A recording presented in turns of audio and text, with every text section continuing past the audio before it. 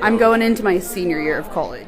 It used to be you graduated first and then looked for a job, but in ag education, the opposite is often true. I'm Steve White on the Rural Radio Network. 4 of my classmates that are student teaching this fall and have a job set to begin in January. Emily Samuelson of Palmer is a senior at UNL, majoring in agricultural education.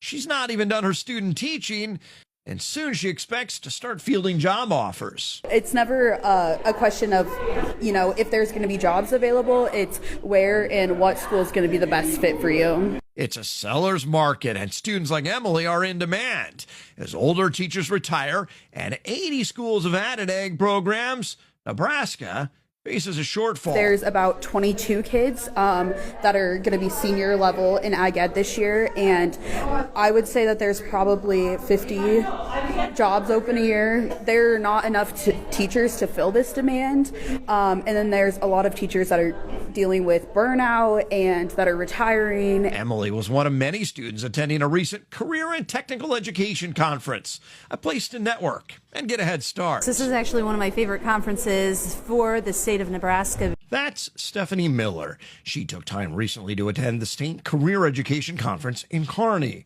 Her ag education family is literally her family. She and her husband, Joel, both teach in neighboring districts in their case. But in another sense, ag teachers say they really do look out for each other and have no trouble asking a rival school for help. The other staff members in their own school, well, they may not know an SAE from a CDE in the language of FFA. So there's a unique bond. And when they do meet in the summer, it's a reunion.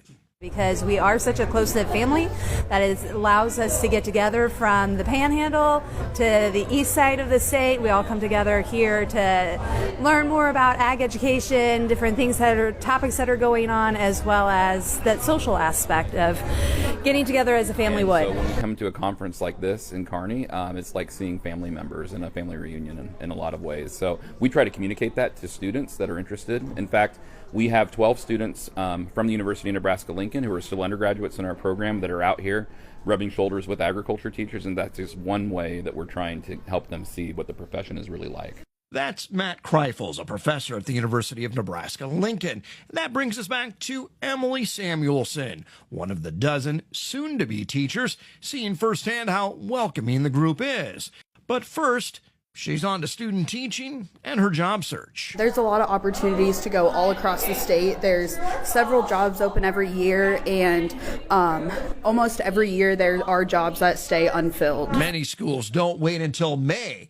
They're locking in teachers, in some cases, more than a year in advance. Like the farthest out that someone from UNL has gotten a job was like 18 months before they were ready to teach, and they had accepted a position. That's a little crazy, isn't it? Yeah, this is definitely unheard of in education. With demand rising, students can afford to be selective, looking not just for a job, but a school that's the right fit. I have a lot of options, and I can be picky and choose somewhere that's going to be the best fit for me. Students like Emily bring fresh ideas, new skills, as a generation ready to lead.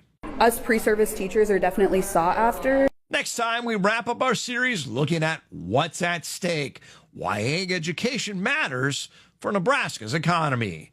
I'm Steve White on the Rural Radio Network.